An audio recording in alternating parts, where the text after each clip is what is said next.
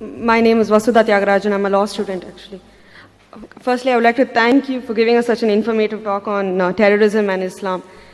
My question is, what do you think is the reason for the sudden increase in the number of terrorist organizations which are basically Islamic and they fight in the name of Islam?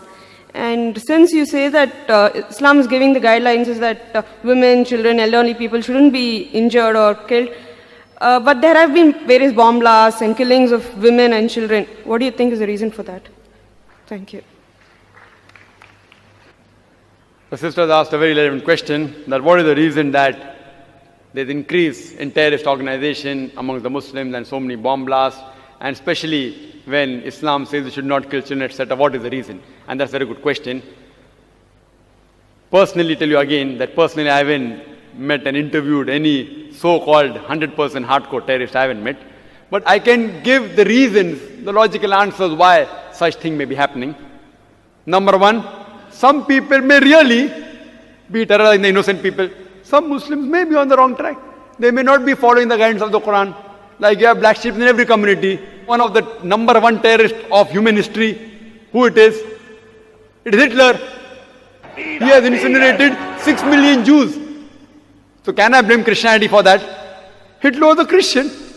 So I can't say because Hitler incinerated 6 million Jews, therefore Christianity says that you have to. He alone, if you add up all the terrorist organizations put together, I doubt whether they'll reach 6 million.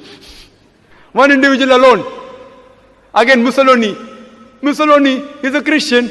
So just because Mussolini killed thousands of innocent people, that does not mean I can blame Christianity for that.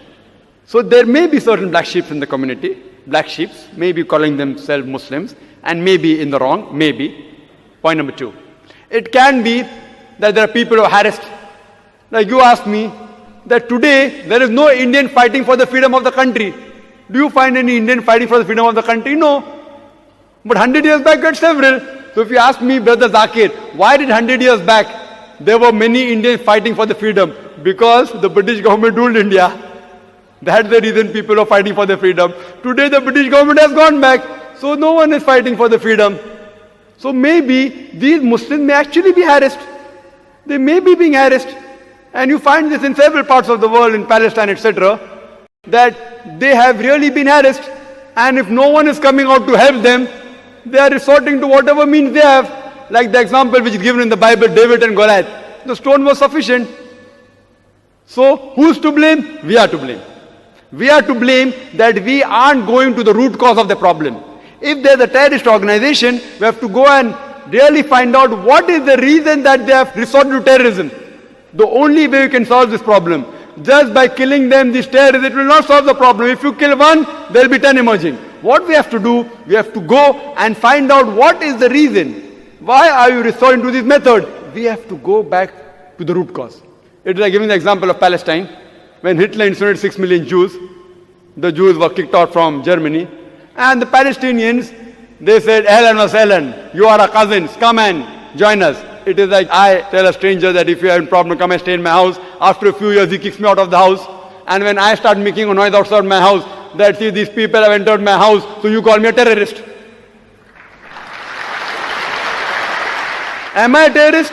I was welcome a person is a stranger. Just as a human brother, I got him to the house. After a few months, he kicks me out, and when I say that I want my house back, you say that I'm a terrorist. Who's to blame? We are to blame. We are to blame. We have to find out that what is the cause of the problem. If we, who Almighty God has given us intelligence, has given even the power and to get together, if we get to the root cause, you will come to know that why should a person want to die? Who would like to die? Who would like to die? A person who says that I say I'm going to get killed, so why not I die and take somebody else also? So if you ask the psychologists, they will tell you the root cause is we have to go and ask these people that why are you doing all this, and many a times we'll find out that the truth is lying behind it. And the truth is that they may be being harassed, and some people may really be terrorists. Some people may be terrorists, and the people for money, some people for fame, some people for politics. So I do agree, sister, that but majority what I feel that they are being troubled, whether it be Muslims, whether it be Hindu, whether it be Christians. There has to be a backlash. If a person cannot bear whatever torture that is undergoing, he resorts, the psychologists say, and I'm a medical doctor, I have done my studies in medicine, they have to retaliate. It is human nature. So why should a person who would not like to raise a finger would like to carry a gun in the hand? Why? So what we have to do, we have to find the root cause and try and solve this problem. That's the only way we can see to it that these terrorizing the innocent people will stop and all human beings can live together as one brotherhood.